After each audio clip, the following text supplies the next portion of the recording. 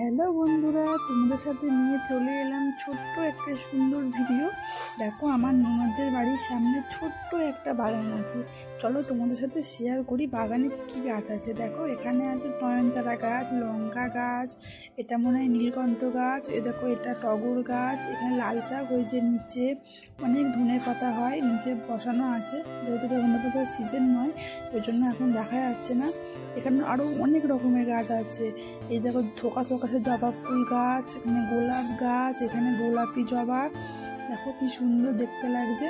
আর ওই দেখো, এখানে আছে লেবু গাছ, গন্ধরাজ লেবু, কত লেবু হয়েছে, গাছটা পুরো ওইদিকে ঝুলে গেছে। আমি ভিডিওটাতে খুব একটা নিতে পারিনি, কিন্তু অনেক লেবু হয়েছে।